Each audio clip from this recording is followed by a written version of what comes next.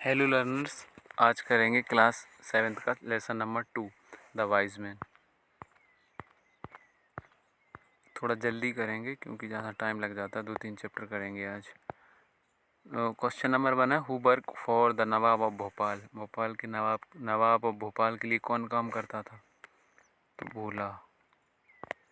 कौन करता था? भोला। अगला क्वेश्चन है, what did the nawab give to Bhola. नवाब ने भोला को क्या दिया था? जब नवाब रिटायर हुआ था, जब भोला रिटायर हुआ था नवाब के यहाँ से, तो उसे क्या दिया था? एक घोड़े का बच्चा दिया था। ठीक है। क्वेश्चन नंबर 3 है, where did the horse trainer live. Horse trainer जो भोला था वो कहाँ रहता था? भोपाल में। The horse trainer live in Bhopal. अगला question number 4, who gave a cot to Bhola. Bhola को कॉट किसने दिया था? किसने दिया था? नवाब ने। घोड़े का बच्चा दिया था नवाब ने। अगला है, right the opposite gender of the following words. जो फॉलोइंग वर्ड्स नीचे दिए गए हैं इनके अपोजिट जेंडर लिखना है। Boy, women, horse. तो बॉय का अपोजिट होगा गर्ल, वुमेन का मैन और हॉर्स का मेयर।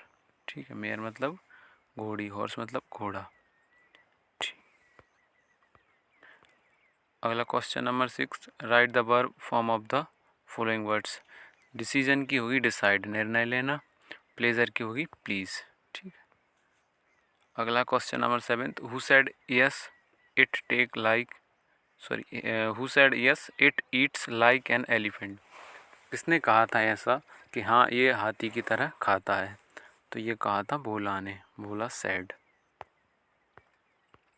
अगला question number 8, why did Bhola want to buy a hen instead of sheep।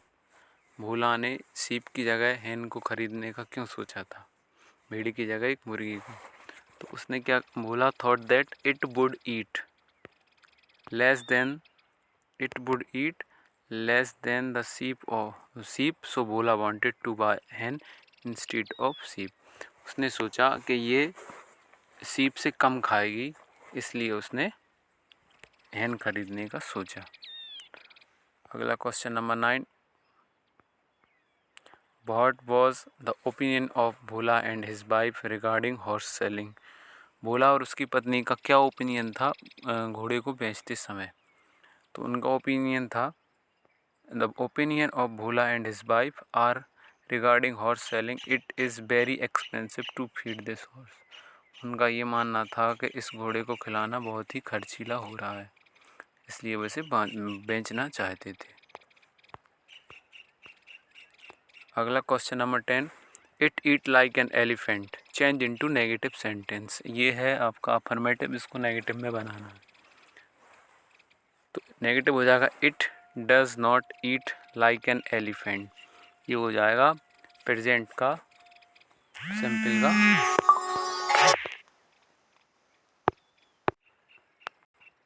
It does not eat like an elephant, ये इसका आंसर होगा क्वेश्चन नंबर 10 का। ठीक। अगला क्वेश्चन है 11, why did Bhola want to buy green mangoes. Bhola ने हरे आम खरीदने का क्यों डिसाइड किया? Because Bhola's wife love to eat chutney and this mango will make delicious. Bhola क्यों इसलिए किया भोला ने, क्योंकि उसकी वाइफ को चटनी पसंद थी और इन कच्चे आमों से बहुत ही स्वादिष्ट चटनी बनेगी। अगला क्वेश्चन है question number 12, write 5 sentence about Bhola. पहला है, Bhola is a horse trainer. दूसरा है, भोला लिव्ड इन भोपाल। तीसरा है, Bhola's wife's name was Shanti. ये एस नहीं है इसमें होगा भोलाज वाइफ्स नहीं, ये एस नहीं है इधर। Bhola's wife name was Shanti. ठीक है। अगला 4th पॉइंट है, Bhola worked for a nawab of Bhopal. और लास्ट है, when Bhola retire the nawab gave him a colt. तो ये 5 के 5 पॉइंट आप एट इज इट लिख देना। अगला चैप्टर है अपना lesson number 3 the wise man 2।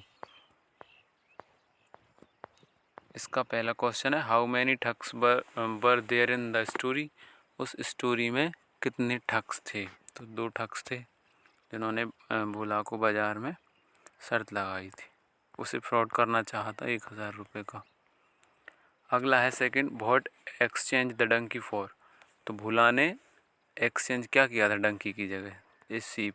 Option number C, इस शीप से चेंज किया था डंकी को। Question number third, who said if she sees the mangoes she will be angry with you? तो ये किसने कहा था कि अगर वह आम देखेगी तो वह आप पर बहुत गुस्सा होगी? ये कहा था दूसरे ठग ने।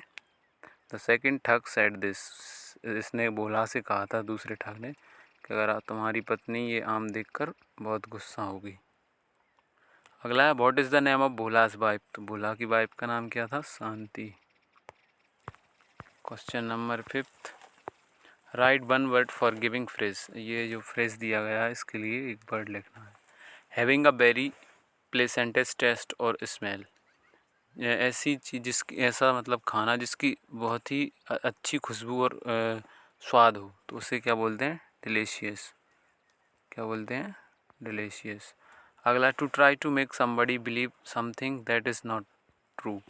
किसी को मतलब धोखा देना, बेवकूफ़ बनाना, ऐसा कोई व्यक्ति उसे बिलीव दिलाना गलत चीज़ में कि ये गलत है फिर भी उसे बताना कि ये करो, तो उसे बोलते हैं डिसीव, मतलब धोखा देना।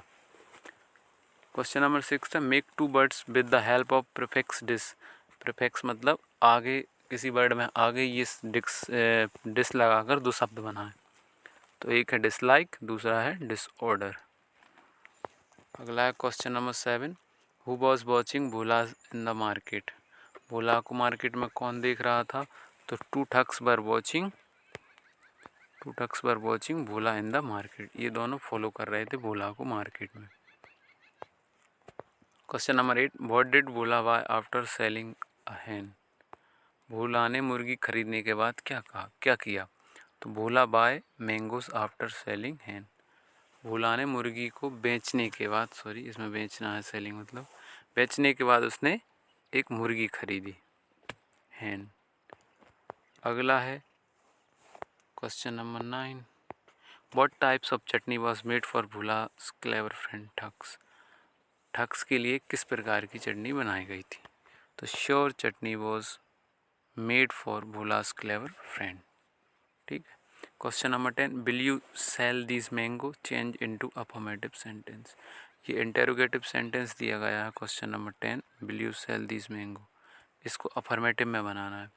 तो अफर्मेटिव सिंपल होता है, you will sell this mangoes, ये हो जाएगा इसका आंसर अफर्मेटिव सेंटेंस। अगला question number 11, why did two thugs make a plan to deceive Bhola? उन्होंने ऐसा प्लान, भोला को धोखा देने का प्लान क्यों बनाया? तो both the thugs had plan to fraud Bhola for of 1000। उन्होंने भोला से 1000 रुपये का धोखा देने के लिए, फ्रॉड करने के लिए ये प्लान बनाया कि उससे शर्त लगाकर 1000 रुपये जीत जाएंगे। अगला question number 12, what did Shanti do with these mangoes? Shanti ने उन आम के साथ क्या किया? Shanti make 2 types of chutney, उसने 2 प्रकार की चटनी बनाई। फर्स्ट थी स्वीट फॉर भोला, मतलब फर्स्ट अच्छी स्वीट टेस्टी बनाई थी उसने भोला के लिए, और दूसरी बेकार चटनी बनाई थी उसके दोस्तों के लिए, ठग्स के लिए। दूसरी कौन सी थी? श्योर चटनी, बेकार। ठीक है। तो अगला चैप्टर है lesson number 4, Anita feeds Appu. इसमें पहला क्वेश्चन है, what is the name of the elephant in the story? कहानी में हाथी का नाम क्या था? तो option number B, Appu. Question number 2, Anita is surprise to see the elephant at her. Anita क्यों सरप्राइज हुई थी कि उसने हाथी को कहाँ देखा था? अपनी विंडो पर, सीढ़ी पर, या टेरेस पर, या डोर पर? तो कहाँ देखा था? डोर, दरवाजे पर। Question number 3, right full form of the given words. इनके फुल फॉर्म लिखना है। टीवी का टेलीविज़न होता है, और ILL लिखा है, इसका होता है आई विल, ये अपोस्ट्रोफी लगाई गई है। ठीक। क्वेश्चन नंबर 4 है, द वर्ड भैया इज एड्रेस फॉर। ये भैया शब्द है, ये किसके लिए लिया गया है? तो ये लिया गया माहूत के लिए, जो कि हाथी को कंट्रोल करता है। Question number 5, right the adverb form of the word annexe. Annexe मतलब चिंता, इसका एडवर्ब फॉर्म लिखना है, तो एनेक्शियली, चिंतित। अगला, he can drink a bouquet of water at one go. Find out used adjective in sentence. इस सेंटेंस में जो एडजेक्टिव हुआ यूज़ उसे लिखना है। तो ये एडजेक्टिव है बुकेट फुल। बुकेट फुल मतलब पूरा भरा हुआ, तो ये पानी का एडजेक्टिव है। वाटर है कैसा है, पूरा भरा हुआ। बुकेट फुल आंसर होगा। Question number 7, how many childrens can easily fit into howdah. हाउडा मतलब जो हाथी के ऊपर बंधा होता है, उसमें इजीली कितने बच्चे बैठ सकते हैं। तो उसमें more than 6 children can easily fit into howdah. Howrah में 6 के लगभग बच्चे बैठ सकते हैं आसानी से। अगला क्वेश्चन है, how do children feel when Appu start up and start walking. जब हाथी खड़ा होकर चलने लगा तो बच्चे कैसा फील कर रहे थे। तो आंसर है, दे आर एक्साइटेड, वो बहुत एक्साइटेड थे, एंड अ लिटिल स्केर्ड, थोड़ा डरे हुए भी थे। As Appu stand up and start walking towards, जब अप्पू खड़ा हुआ और चलने लगा तो वो एक्साइटेड भी थे और डरे हुए भी थे। अगला question number 9, do you notice how Appu drinks bouquet, do you notice how Appu drinks water from the bouquet. क्या आपने नोटिस किया कि अप्पू पानी बाल्टी से पानी कैसे पीता था। तो वो आंसर है, he sucked water it all from bucket. वो बाल्टी से सारा पानी अपनी सूंड में भरकर पी लेता था। अगला क्वेश्चन है question number 10, rearrange the word and make a meaningful sentence. ये वर्ड दिए गए, इन्हें लाइन से जमाना है। तो इसका हो जाएगा, Anita is very excited today. अगला क्वेश्चन लिखेंगे question number 11, right 5 sentence about the elephant. हाथी के बारे में 5 वाक्य लिखिए। पहला है, the elephant is a very big animal. Elephant सबसे बड़ा जानवर है। The colour of the elephant, ये कलर की स्पेलिंग इधर गलत लिखी गई, COLOUR। Colour of elephant is greyish and black. थोड़ा ग्रे की तरह ब्लैक होता है, एकदम ब्लैक भी नहीं होता और एकदम ग्रे भी नहीं होता, थोड़ा ग्रेश ब्लैक होता है। अगला है third, the elephant has 4 leg, 2 eyes, 1 tail and 1 trunk. आपने हाथी देखा होगा जिस उसके 4 पैर होते हैं, 2 आँखें, 1 पूँछ होती है और 1 सूंड होती है। Point number 4, some elephants have big tusks. कुछ हाथियों के बड़े बड़े दांत होते हैं। नंबर 5 है, the elephant collect the food through his trunk. वो अपनी सूंड से खाना कलेक्ट करता है और अपने मुंह में डाल देता है। ठीक है, ये 5 वाक्य लिखना, 3 या 2 उस लास्ट पेज पे थे। लास्ट क्वेश्चन है question number 12, make a list of these given by things given by Anita to feed Appu. उन चीज़ों की लिस्ट बनाए जो अनीता ने अप्पू को खाने के लिए दिए थे। तो आंसर है, following list of things given by Anita to feed Appu. ये है, पहला उसने पानी दिया था, वाटर, ठीक है। दूसरा दिया था बनानास, केले दिए थे। और तीसरा शुगर केन दिया था, ठीक है।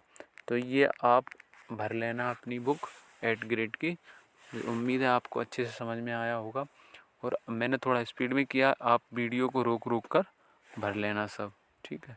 वीडियो पसंद आए तो लाइक करें, share, subscribe. Thank you and have a nice day.